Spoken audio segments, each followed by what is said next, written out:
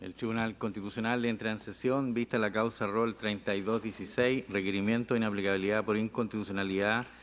deducido por Jorge Ramírez Romero respecto al artículo 483 del Código Procesal Penal. Tiene la palabra el señor relator Sebastián López. Gracias, señor presidente. Con fecha 6 de septiembre de 2016, don Jorge Ramírez Romero requiere este tribunal la inaplicabilidad por inconstitucionalidad del artículo 483 del Código Procesal Penal para que esta declaración surta sus efectos en una causa penal seguida en su contra por el supuesto delito de homicidio calificado cometido en contra de la persona de don Juan Espinosa Parra, sustanciada ante el 34 Juzgado del Crimen de Santiago por el ministro de Fuero, don Mario Carroza Espinosa, y actualmente pendiente ante la Excelentísima Corte Suprema. El precepto consigna aplicación de las disposiciones del Código. Las disposiciones de este Código solo se aplicarán a los hechos acaecidos con posterioridad a su entrada en vigencia. En cuanto a la gestión sublite, en esta se dictó autoprocesamiento, se acusó y se condenó finalmente por el ministro en visita extraordinaria, don Mario Carroza, por sentencia de 26 de febrero de 2015, se condenó tanto al requirente, señor Ramírez, como a otros dos ex uniformados, todos en su calidad de exfuncionarios de la Central Nacional de Informaciones, CNI, a la pena de 5 años y un día de presidio mayor en su grado mínimo, más las accesorias legales, como autores del delito de homicidio calificado en la persona de don Juan Espinosa. A su sazón, el año 1983, cuando ocurrieron los hechos, miembro integrante del Movimiento de Izquierda Revolucionario MIR. Esa sentencia fue confirmada el 10 de diciembre de 2015 por la Corte de Apelaciones de esta ciudad, quien además aumentó la pena a 10 años y un día de presidio mayor en su grado medio. Contra ese fallo se dedujeron los recursos de casación en la forma y en el fondo, a que se ha aludido, encontrándose al momento de la interposición del requerimiento de inaplicabilidad, la causa en estado de acuerdo ante la Corte Suprema. La primera sala admitió trámite el requerimiento, ordenó la suspensión de la gestión judicial en que incide y luego de los traslados pertinentes se declaró admisible la acción impetrada. Por presentaciones de 28 y 29 de septiembre de 2016, se hicieron parte en autos en sus calidades de querellantes en la gestión judicial aludida, el Consejo de Defensa del Estado, la Agrupación de Familiares de Ejecutados Políticos, AFEP, el Programa de Continuación de la Ley 19.123 del Ministerio del Interior y Seguridad Pública, y doña Emma Millar Gutiérrez y don Lautaro Espinosa Millar, viuda e hijos respectivamente de don Juan Espinosa. Todas las partes mencionadas hicieron uso, dentro del plazo legal, de su derecho a formular observaciones, instando uniformemente por el rechazo del requerimiento. Con fecha 28 de septiembre de 2016 también se hizo parte don Luis Sangüesa Arroz, otro de los oficiales en retiro condenados también en la gestión procesal aludida. En cuanto al fondo del asunto que se somete a conocimiento y resolución de este Tribunal Constitucional, el actor plantea que la aplicación del artículo 483 infringe su derecho al debido proceso asegurado en el artículo 19, número 3 de la Constitución, principalmente en la vertiente de derecho a defensa y a la tutela judicial efectiva, toda vez que el precepto cuestionado determina que, atendida la época de ocurrencia de los hechos que motivan la persecución criminal, se torna imposible la aplicación de la normativa del Código Procesal Penal, lo que importa la vulneración de su derecho al debido proceso en circunstancias que ello no habría acontecido bajo la vigencia del actual Código. Se conculca su derecho al debido proceso porque ha sido denunciado, investigado y sancionado por la misma persona, debiendo ser el actor el que ha prestado declaración sin presencia de abogado defensor y sin tener posibilidades de preparar defensa jurídica y tampoco teniendo el derecho a guardar silencio y a la correspondiente presunción de inocencia. Asimismo, la norma cuestionada al hacer subsistir el sistema persecutorio antiguo, restrictivo de los derechos del actor, en paralelo con un nuevo sistema penal acusatorio que sí respeta garantías constitucionales, determina que dos personas perseguidas por un ilícito similar estarán o no amparadas en sus derechos fundamentales, atendido únicamente la época en que acaecieron los hechos, lo que infringe los principios de razonabilidad, proporcionalidad y de igualdad ante la ley asegurado en el artículo 19, número 2. Apunta el actor que de aplicarse el proceso seguido en su contra las disposiciones del Código Procesal Penal, sí se habría garantizado el debido proceso con garantías como la oralidad, la oportunidad y la inmediación, con la seguridad de la presunción de inocencia y del derecho a guardar silencio, con derecho a ser oído y a ser juzgado por un tribunal independiente e imparcial, a rendir y controvertir prueba, a obtener una sentencia motivada y a poder recurrir respecto de esta última por las vías jurisdiccionales. Todo ello al mismo tiempo que el sistema antiguo penal al que se vio sometido por disponerlo el artículo 483, cuestionado, ha quedado en indefensión. Se citan, entre varios otros, los artículos 1, 2, 8, 91, 93, 103, 182, 247, 260, 258 y 284 al 320 del Código Procesal Penal, como normas que sí resguardan las garantías a que se ha hecho referencia, en contraposición con la situación del actor en que, por no haberse aplicado esta normativa del Código Procesal Penal, sino la del antiguo Código, se encontró sometido a un procedimiento de carácter secreto relativo a hechos ocurridos con 30 años anteriores a la apertura de la causa, siendo juzgado por un juez especial, sin derecho a guardar silencio, so pena de apremios, ni derecho a conocer la investigación, sin la debida defensa letrada, sin límites en cuanto al tiempo de la investigación, con restricciones a los testigos y donde también habría sido sancionado y condenado bajo la base de presunciones, lo cual no sería aceptado en el nuevo sistema de persecución criminal. Añade el requirente que lo expuesto importa también la infracción de artículos que manifiesta tanto de la Convención Americana sobre Derechos Humanos como del Pacto Internacional de Derechos Civiles y Políticos, de la Declaración Universal sobre Derechos Humanos y de la Declaración Americana sobre Derechos y Deberes del Hombre, disposiciones en general relativas también a los derechos, a la igualdad ante la ley y al debido proceso, los cuales también evidentemente vincula con el artículo 5º, inciso 2 de la Carta Fundamental, y también se hace una referencia a los artículos 1, 6 y 7 de la misma Carta Fundamental, así como a la infracción en su esencia del derecho al debido proceso, citando el efecto del artículo 19, número 26 de la Constitución, concluyendo entonces la petición del requerimiento con la solicitud de la inaplicabilidad del artículo 483 del Código Procesal Penal, en vinculación también con otras disposiciones del mismo Código de Procedimiento Penal que alude como fundantes de la sentencia condenatoria dictada en su contra y normas cuya aplicación habría conculcado sus derechos fundamentales en la forma antedicha. Finalmente, hago presente que el requirente afirma que en la especie no le es aplicable el inciso 2 de la disposición octava transitoria de la Constitución, que dispone que la Ley Orgánica Constitucional del Ministerio Público y las leyes que, complementando dichas normas, modifiquen el Código Orgánico de Tribunales y el Código de Procedimiento Penal, se aplicarán exclusivamente a los hechos acaecidos con posterioridad a la entrada en vigencia de tales disposiciones.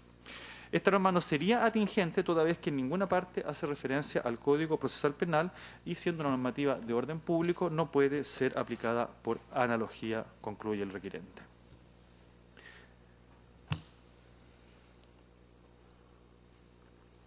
En cuanto a los argumentos expuestos por las demás partes en autos para el rechazo del requerimiento, conforme al orden en que éstas se han hecho parte en el proceso, se pueden exponer del siguiente modo en forma sucinta.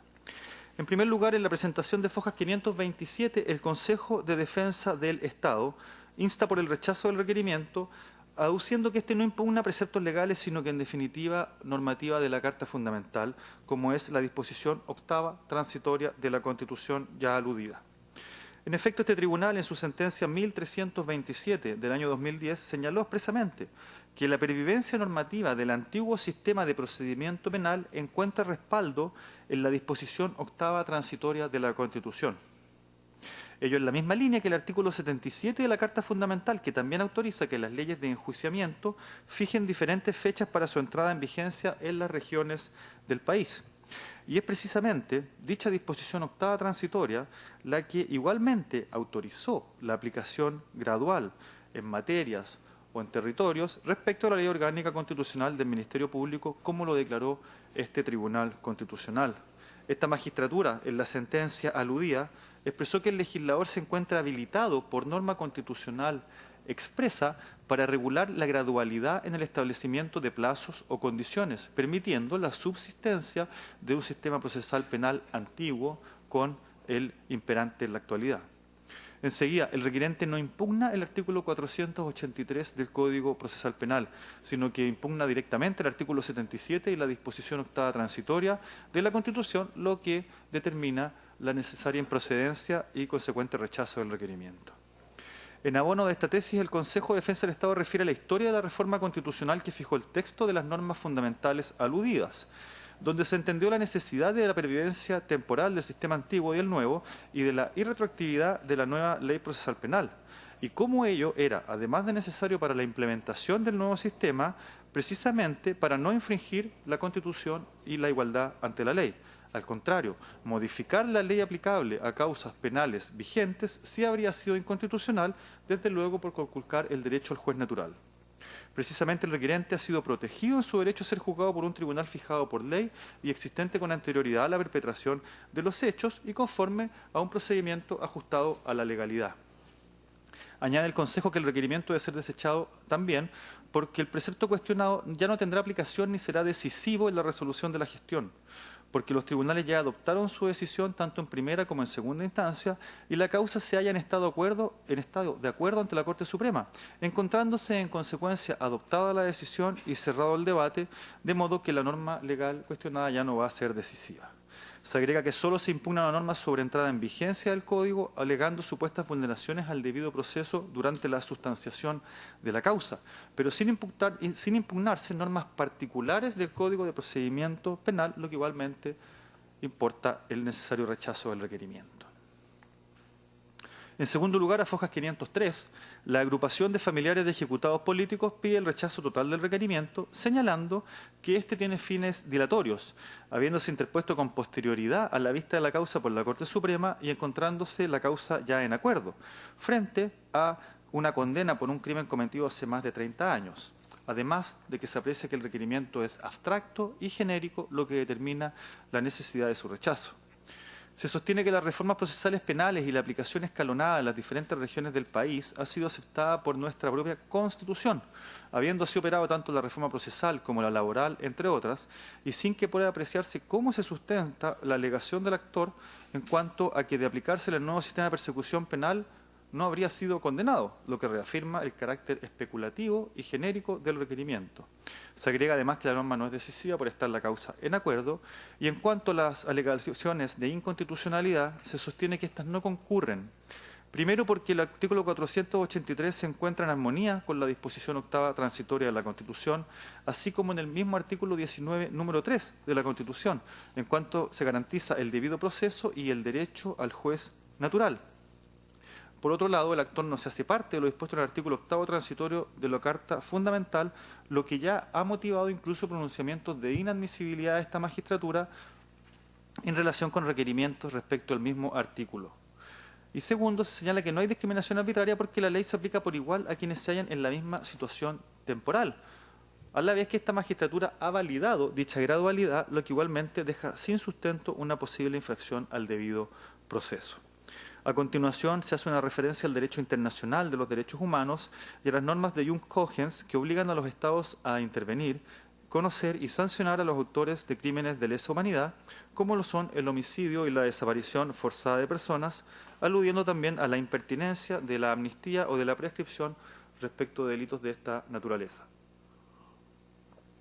En tercer lugar, a fojas 499, el programa Continuación de la Ley 19.123 del Ministerio del Interior y Seguridad Pública, insta porque la acción de auto sea desestimada, argumentando que el requerimiento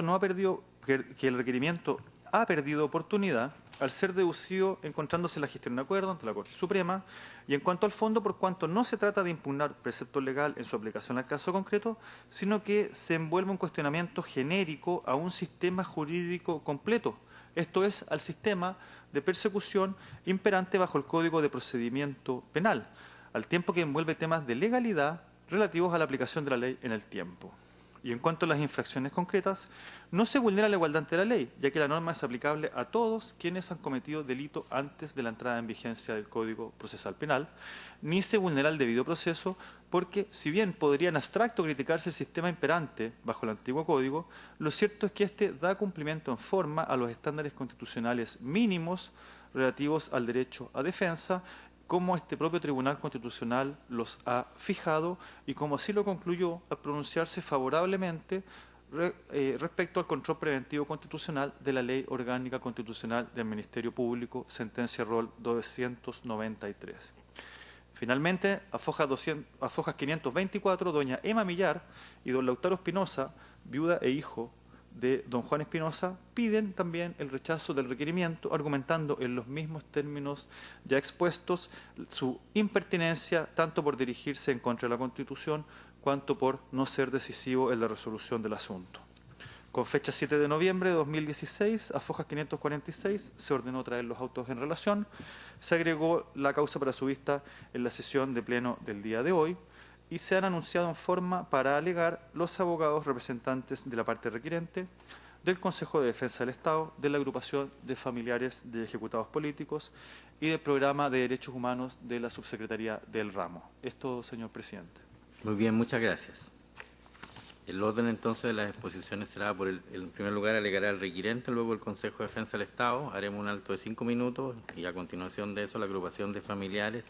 de ejecutados políticos y el programa de derechos humanos de la Subsecretaría de Derechos Humanos.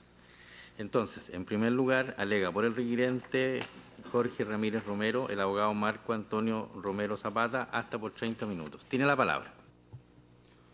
Colega y señor presidente, esta excelentísima Corte, doy inicio a mi alegato solicitando que se acoja la solicitud de inaplicabilidad respecto al artículo 483 del Código Procesal Penal, por cuanto este contradeciría lo que es las garantías constitucionales establecidas en el artículo 19, número 3 y las normas básicas del debido proceso. Al efecto, excelentísimo tribunal,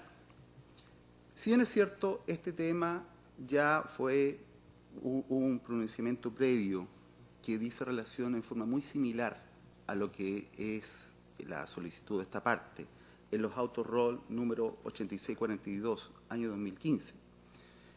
que establece que no sería inconstitucional dicha norma sin perjuicio de reconocer las situaciones de evidente diferencia que hay en la aplicación misma del Código Procesal Penal y del Código de Procedimiento Penal. Ciertamente, refiriéndome al fallo que se dictó con fecha 14 de marzo del 2017 por este excelentísimo tribunal, se reconoce absolutamente que, por una parte, se violan claramente lo que es el principio de igualdad ante la ley y paralelamente con eso se dice que se pueden aplicar estas normas a otros procedimientos. Sin embargo, no hay una claridad en cuanto a cuáles son las normas que efectivamente se tienen que aplicar, sino que lo deja sometido al criterio del juez. Esta situación da lugar a entender que, por una parte, sí se reconoce la existencia de la discriminación de dos sistemas en su posible aplicación, y el punto es precisamente cómo este artículo, que estamos solicitando su inconstitucionalidad, su inaplicabilidad, al momento de interpretarlo los jueces lo aplican en forma errada. Es su interpretación la que precisamente da lugar a esta situación de error en la aplicación de la norma. El fallo del Tribunal Constitucional deja de manifiesto que da lugar a situaciones de arbitrariedad y discriminación. ¿Y por qué señalamos que aquí se dan situaciones de discriminación de carácter objetiva? Tal como lo expuso el señor relator, en los autos se señalan, entre otras cosas, el derecho a guardar silencio, Código Procesal Penal, Código Procedimiento Penal. Si uno no declara, se le aplicarán en forma de apremio los decretos de incomunicación. Si no, el juez no está acorde con la declaración del inculpado o imputado, lo puede dejar 5 días arrestado, detenido, privado de libertad. Evidentemente, ya desde el inicio del sistema observamos una situación de falta de garantías constitucionales. Pero ¿cuál es el principio más importante que precisamente en todo el análisis que se desarrolló para poder instaurar el sistema de la reforma procesal penal? Es precisamente lo que es en el debido proceso el juez imparcial. La imparcialidad de este juez que a lo largo de todo el proceso necesariamente tiene que actuar como juez investigador, como juez acusador y como juez que resuelve la contienda. ¿Por qué? Porque precisamente esta situación propia del sistema inquisitivo es lo que en su esencia, en su origen, ya produce una situación discriminatoria respecto al ser humano y a cualquier inculpado que se encuentre en una situación de juicio con fecha posterior a la entrada de vigencia del Código, y específicamente el artículo 483, como señala la norma. ¿Qué es lo que observamos? Esta norma discriminatoria, conforme a las normas internacionales, artículo 26, que es una norma del Pacto de Derechos Civiles, establece una situación autónoma de aplicación, una norma de carácter autónoma, cual es que no puede haber ningún tipo de discriminación. Es autónoma en cuanto a que no depende de otras. La discriminación es un acto que se produce cuando hay un tipo de arbitrariedad puntual que se está aplicando. El fallo citado precedentemente deja de manifiesto esta situación cuando a una persona se le aplica un criterio u otro criterio en lo que es la norma. Al respecto, excelentísimo tribunal, cuando el Código Procesal Penal, precisamente en su mensaje, habla de un juicio genuino, con igualdad de armas entre el Estado y el inculpado y con plena vigencia, la oralidad, la oportunidad y la mediación, deja en evidencia la falta de lo que es este juicio, este debido proceso, esta situación que no es genuina, no es un juicio genuino, no hay un principio de igualdad ante la ley cuando no hay oralidad, conocimiento y acceso al proceso mismo. Y esta situación no solamente ha sido tema expuesto en el Tribunal Constitucional, sino que incluso en lo que es la 17ª Cumbre Judicial Iberoamericana, en el conversatorio que se llevó a efecto acá en Santiago de Chile, sobre la utilización del derecho internacional en los derechos humanos por los tribunales nacionales, planteé personalmente este cuestionamiento en el conversatorio. Y el ministro argentino, señor Raúl Eugenio Zaffaroni, quien es coordinador del programa de Sistemas Penales de Derechos Humanos del Instituto de Derechos Humanos, precisamente señaló que en Argentina, para evitar la discriminación que podría implicar aplicar dos sistemas, se le consulta a lo que es el inculpado.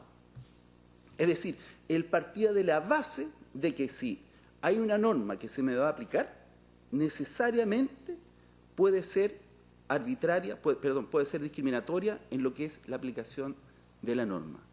Y dejaba a consideración del inculpado que eligiera cuál sistema aplicar. Y de esa manera se evitaba la discriminación. Esta situación no solamente da lugar a lo que es un posible juicio genuino, sino que también a lo que dice relación con la aplicación de diversas normas que garantizan el debido proceso. Ya como señalaba, el juez natural es un hecho evidente. ¿Y por qué digo el juez natural que debía conocer esta causa? ¿Y por qué es atingente a esta causa, a diferencia de la otra situación que ocurrió en el caso presentado y que resolvió el Tribunal Constitucional, el excelentísimo Tribunal Constitucional? En este momento, la causa se encuentra efectivamente ante la excelentísima Corte Suprema en un acuerdo que dice relación con la aplicación o no de una norma de carácter en cual está recurriendo por recursos de casación en la forma y recursos de casación en el fondo.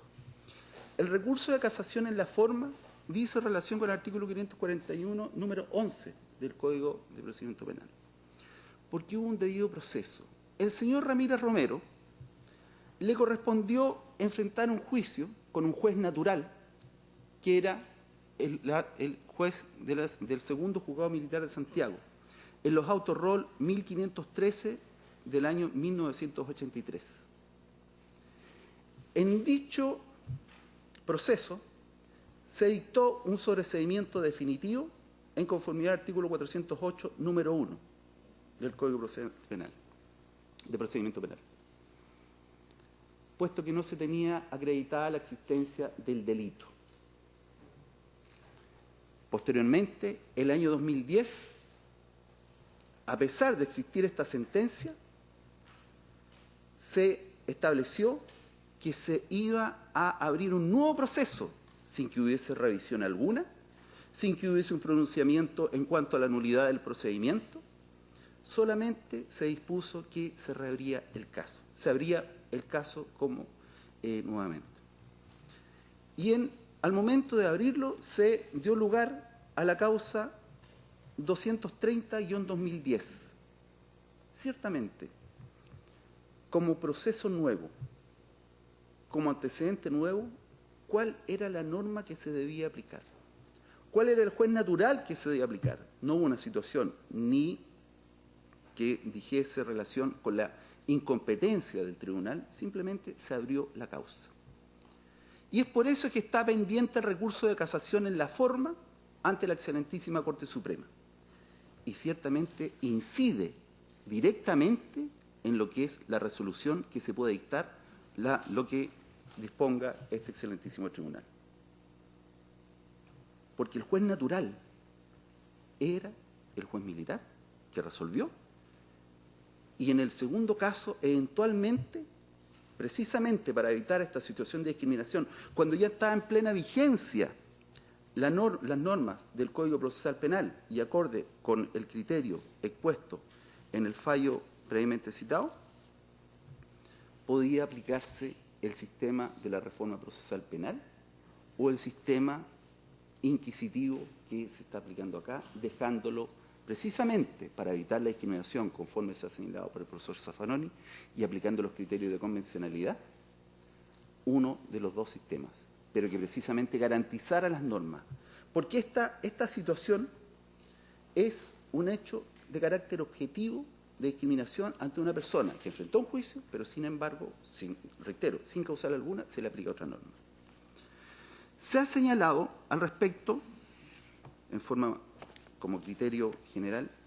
que estando en acuerdo la causa, no sería posible que se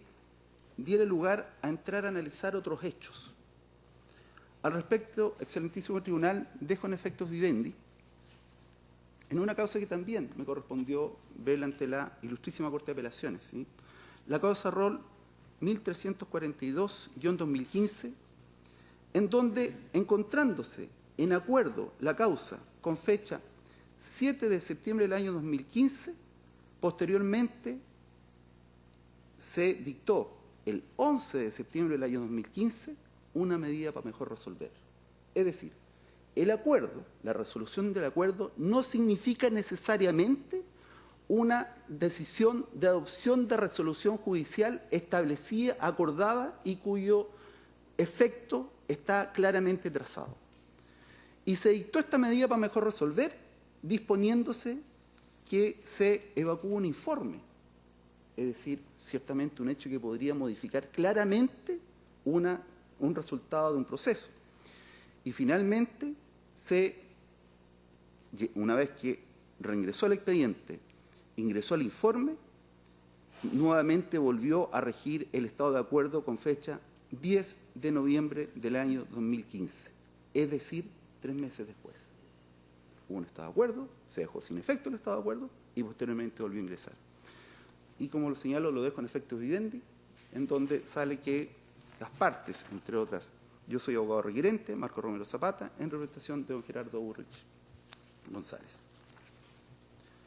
En el mismo sentido, excelentísimo tribunal, cuando en el seminario desarrollado en Santiago entre el 25 y 28 de agosto del 2014, que lo realizó la Red Latinoamericana de Jueces respecto a la justicia penal y el debido proceso, control de convencionalidad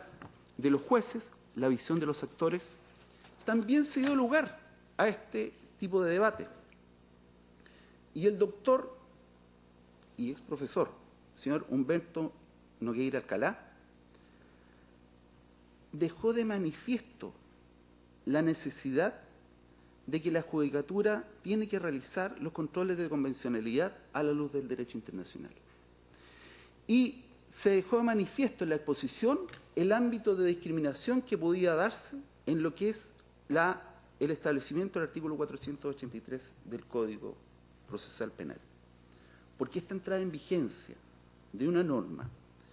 que ciertamente se aplica en un lugar, posteriormente en otro lugar, cuando se abre este nuevo procedimiento, esta nueva aplicación del debido proceso, necesariamente para evitar la discriminación se debe aplicar lo que es este principio individuo pro reo, este principio de lo que es este principio pro homine. Que este principio pro homine precisamente significa que ante la aplicación de una norma que restringe libertades, que restringe situaciones de lo que garantiza la esencia misma del ser humano, debe aplicarse con la menor posibilidad de restricción. Y a su vez, cuando establece derechos, se tiene que aplicar con la máxima aplicación en su interpretación.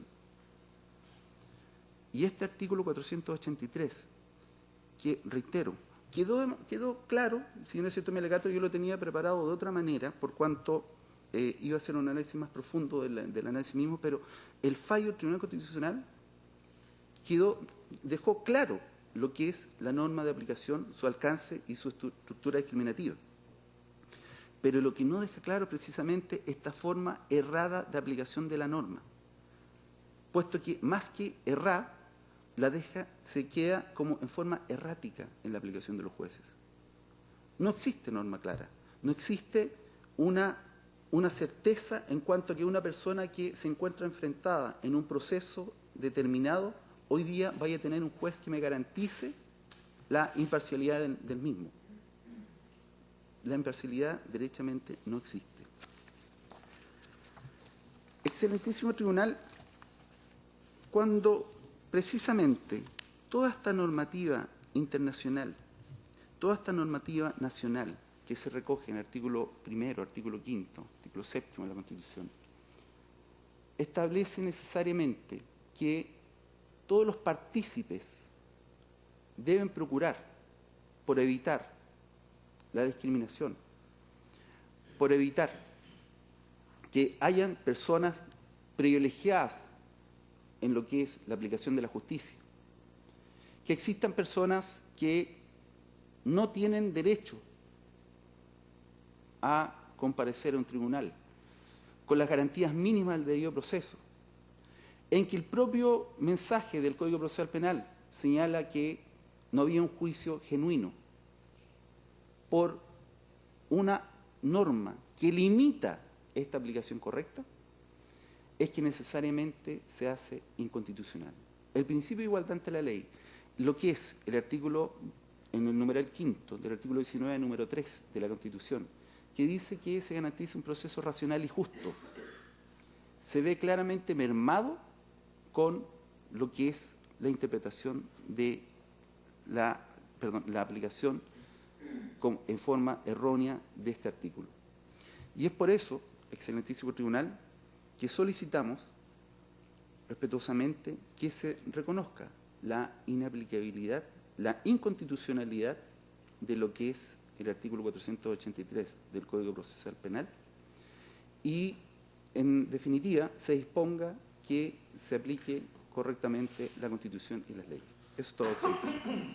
Muchas gracias. En segundo lugar, alega por el Consejo de Defensa del Estado el abogado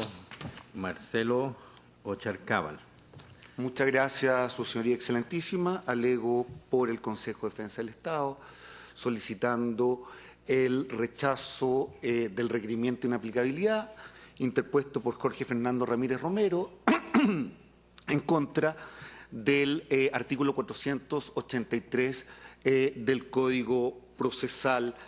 Penal. Su señoría excelentísima, como muy bien lo señaló el señor relator, esta parte funda este rechazo en una serie de observaciones que efectuó.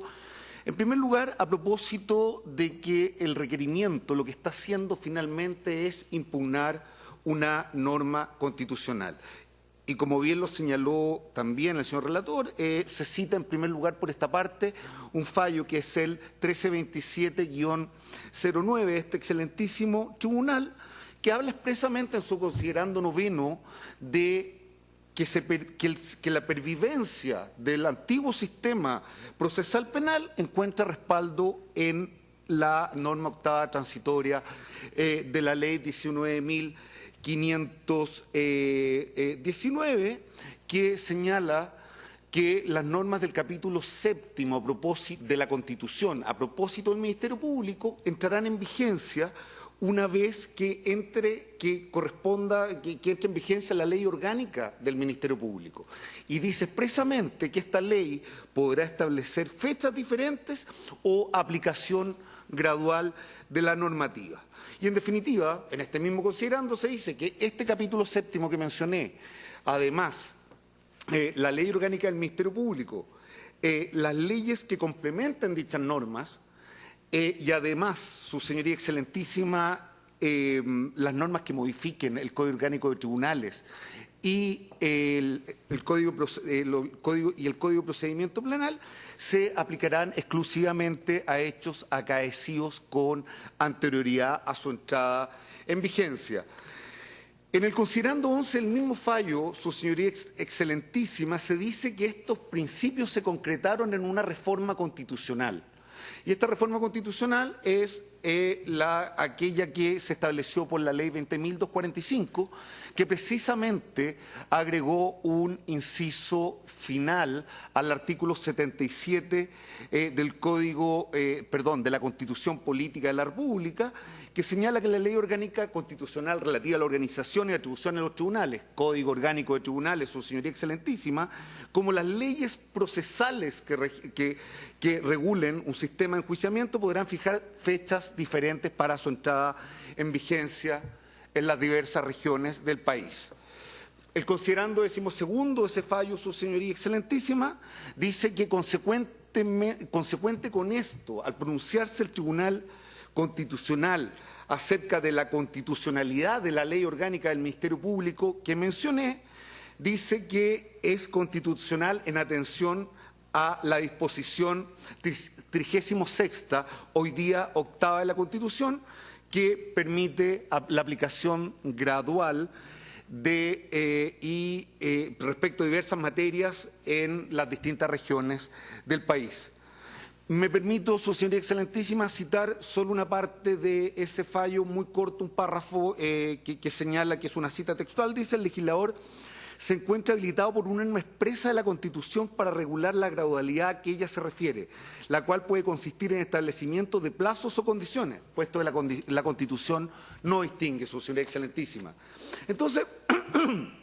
por lo expuesto, claramente acá no se está impugnando el artículo 483 del Código Procesal Penal. En apariencia sí, su señoría excelentísima, pero finalmente lo que se está haciendo es impugnar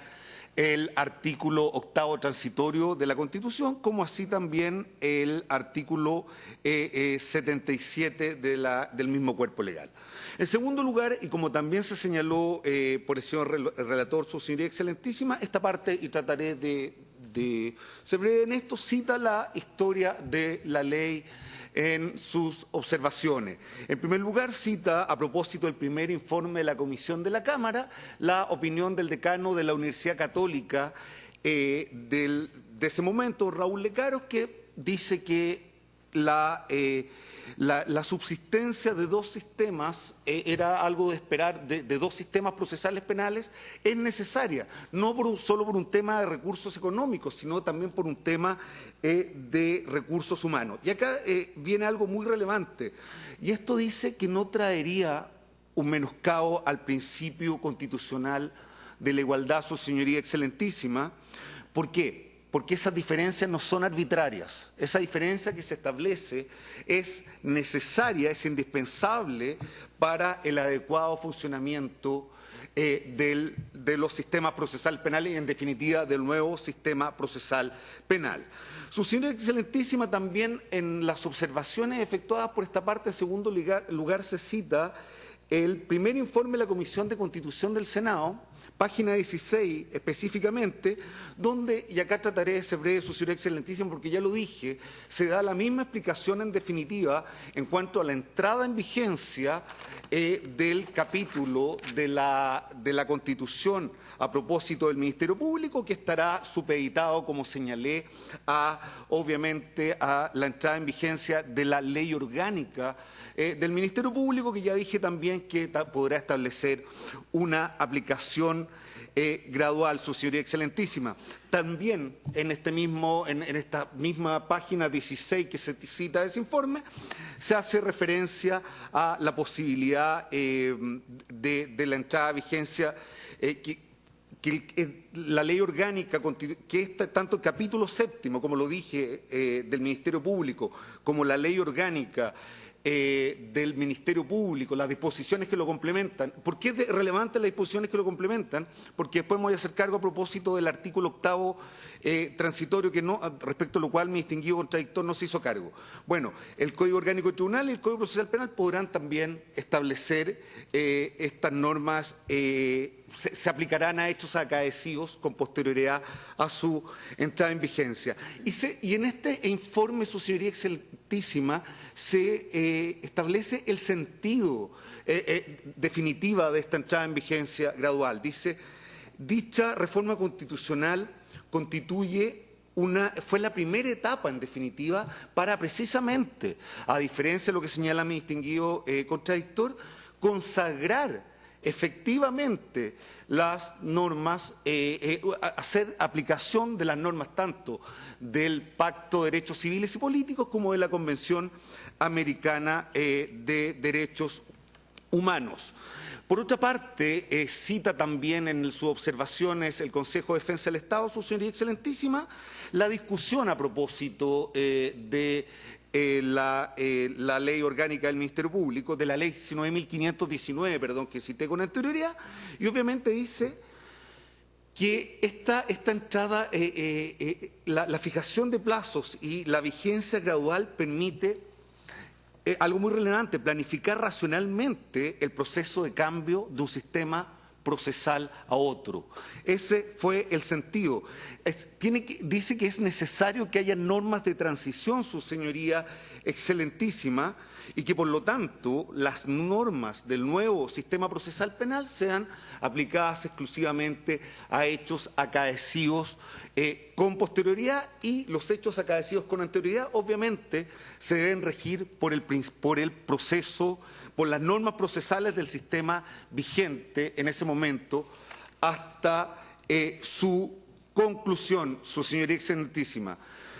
El primer informe de constitución de la Comisión de Constitución del Senado, vuelvo a él, que también es citado en la página 36 y 38, ¿sí? Habla, lo señalo en términos generales, que la disposición 36ª, ahora octava, permite poner paulatinamente en efectividad el nuevo sistema procesal penal, y por lo tanto las normas de instrucción y juzgamiento vigentes respecto de hechos ocurridos con anterioridad a la entrada en vigencia tienen que mantener su vigencia. En estas mismas páginas, finalmente, su señoría excelentísima, se señala que la disposición 36ª transitoria constituye,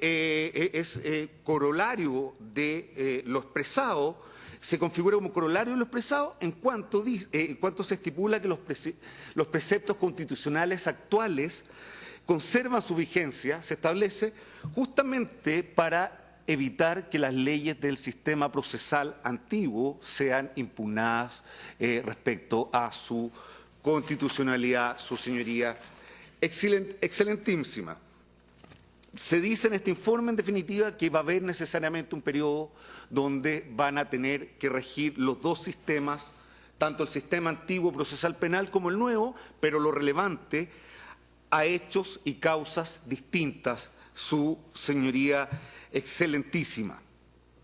Finalmente, en este informe deja una serie de constancias la Comisión de Constitución del Senado y dice que por regla general, su señoría excelentísima, como es la regla general que está establecida la ley de efectos retroactivos de las leyes que data de 1861, las leyes de procedimiento entran a regir inactum, entran a regir de inmediato y que incluso se pueden aplicar a hechos anteriores. Pero dice, siempre que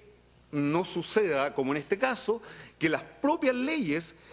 fijen otro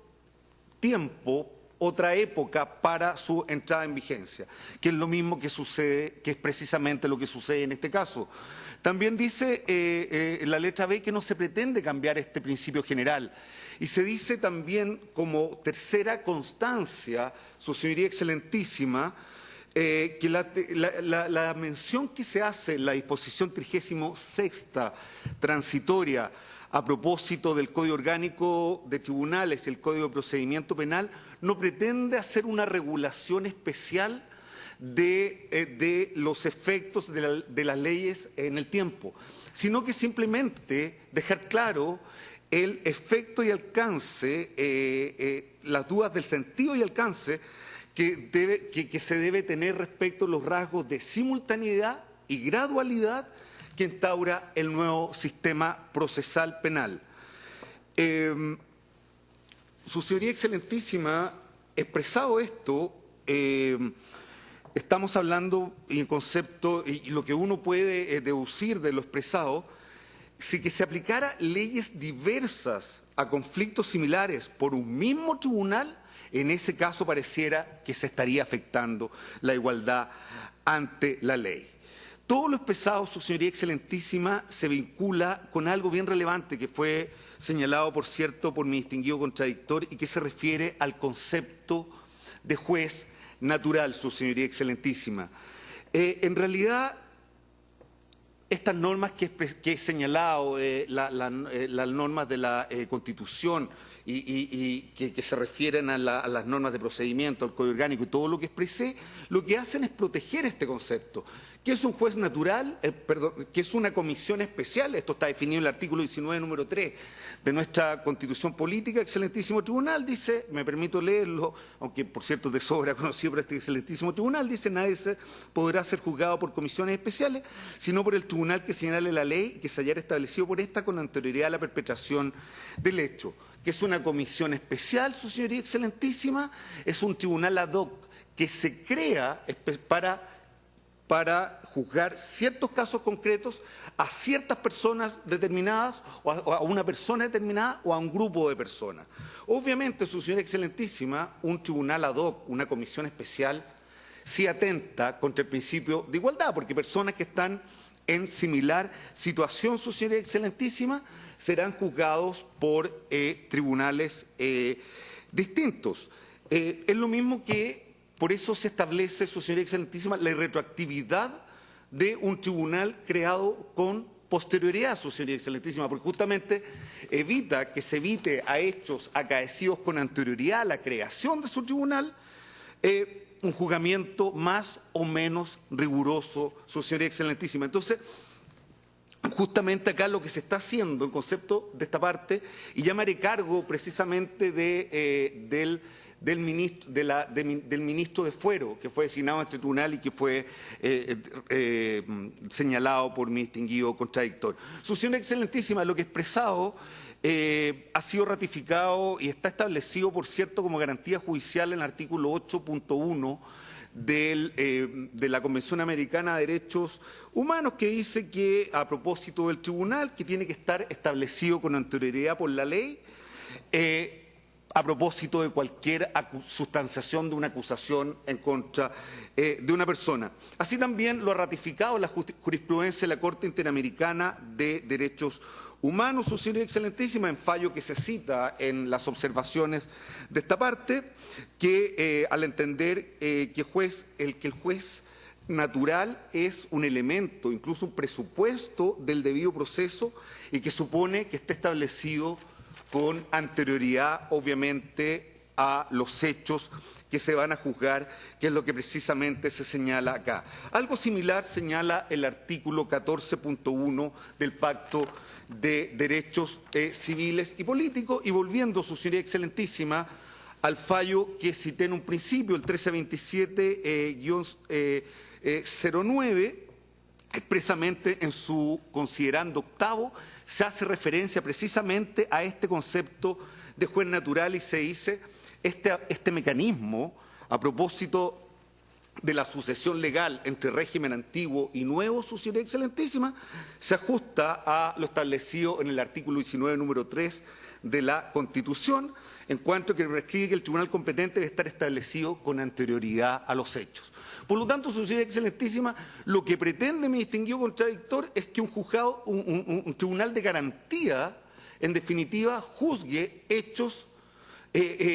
acaecidos con anterioridad a la existencia de ese juzgado de garantía,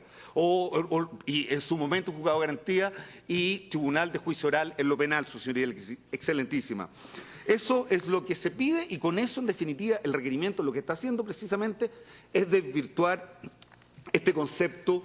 de juez natural. Su señoría excelentísima, sin perjuicio de todo lo expresado, además hay que tener en cuenta, y lo digo rápidamente, acá no hay una norma que puede ser decisiva en la resolución de la materia.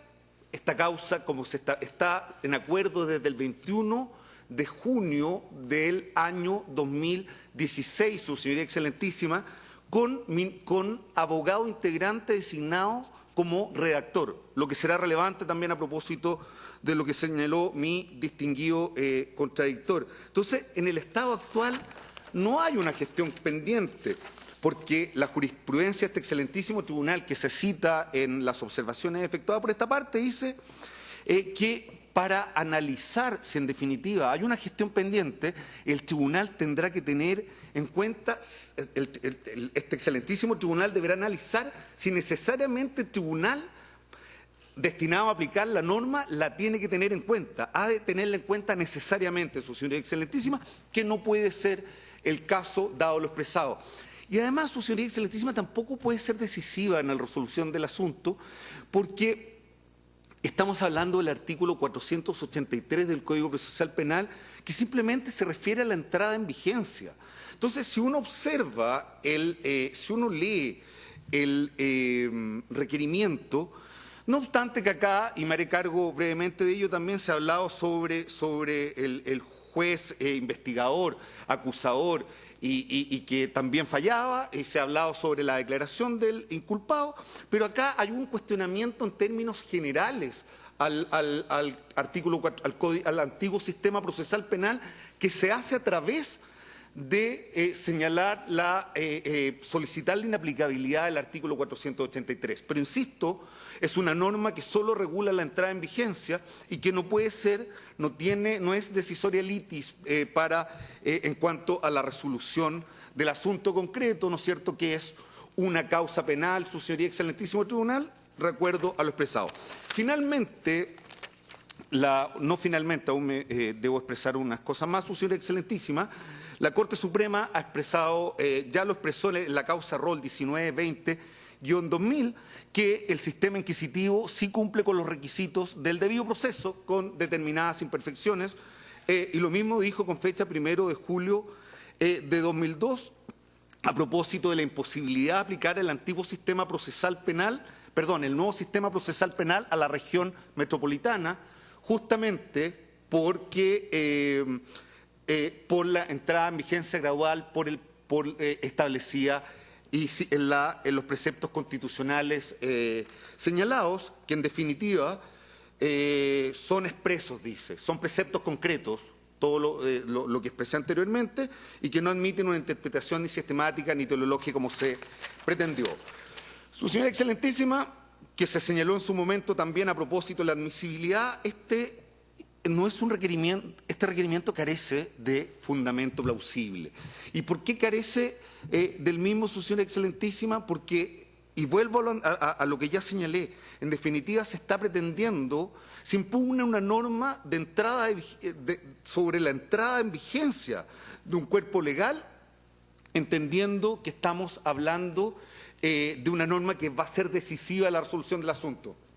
Su señoría, las normas decisivas se refieren obviamente al procedimiento vigente, a las figuras penales aplicables al caso concreto y al derecho al recurso, que en este caso, por cierto, existe. Acá hay recursos de casación en acuerdo que se interpusieron oportunamente. Finalmente, su señoría excelentísima, haciéndome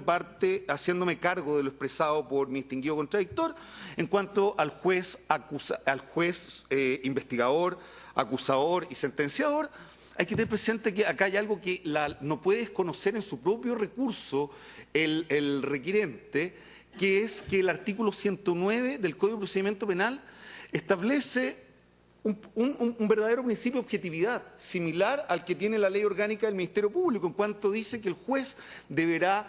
investigar con igual celo los hechos que establecen o agravan la responsabilidad penal como aquellos que la atenúan o la extinguen. Por lo tanto, desde luego, ahí ya hay un mandato para el juez que está en el sistema inquisitivo en cuanto a la protección, obviamente, de los derechos del inculpado, sumado a una serie de reformas procesales, artículos 67, etcétera, etcétera, a propósito de derechos inculpados y procesados. A propósito del artículo 320, su señoría excelentísima, que es la declaración del inculpado en el antiguo sistema procesal penal, efectivamente es un sistema, hay una regulación a la forma en que tiene que declarar el inculpado y, por cierto, acá los pactos internacionales, obviamente, en cuanto al derecho a guardar silencio y todo, son incorporados, están incorporados, obviamente, se deben entender incorporados justamente por su vigencia, por el artículo 5 de la Constitución Política. Por lo tanto, no se ve esta contradicción, su señoría excelentísima. A propósito de lo expresado por el profesor Zaffaroni, a propósito de la aplicación de sistemas diversos, está en la historia de la ley, su señoría excelentísima, está en la observación efectuada por esta parte, que justamente fue un tema a analizar, evitar aplicar la elección por parte del inculpado de un sistema, de qué sistema procesal se le aplica. O también, también se analizó en la historia de la ley, evitar aplicar un sistema procesal nuevo con un juez no natural, por decirlo de alguna manera, su señoría excelentísima, a hechos ocurridos con anterioridad. Se ha dicho acá, a propósito de que el juez natural sería el juez de la justicia militar. Así se expresó por mi distinguido contradictor. Su señoría excelentísima, 2 puntos. En el Código Orgánico de Tribunales, la institución de ministro de fuero está establecida como tribunal, no es un tribunal establecido con posterioridad, lo mismo que el ministro en visita, y por el contrario, lo que hace el ministro de fuero es elevar la jerarquía, elevar la garantía, su señoría excelentísima. Por lo tanto, eso no puede ser una razón para entender que acá estamos hablando de una comisión especial y entender que no se está aplicando el concepto de juez natural, su señoría excelentísima. Y por otra parte, y esto también es relevante, si se le da importancia a al ministro de fuero que sustanció esa nueva causa, entre comillas, que no es nueva causa, su señoría excelentísima, simplemente que se elevó la jerarquía, se debió haber impugnado en el correspondiente requerimiento las normas del Código Orgánico respecto a toda la regulación de ministros de fuero, que por cierto no están impugnadas de manera alguna en el requerimiento analizado. Su señoría excelentísima, por todo lo expuesto, esta parte, Consejo de Defensa del Estado, solicita el rechazo del requerimiento interpuesto por don Jorge Fernando Ramírez Romero, por todas las razones ya expuestas. Eso es todo, su señoría excelentísima. Bien, muchas gracias. Vamos a hacer entonces, como ya se anunció, un acto de 5 minutos.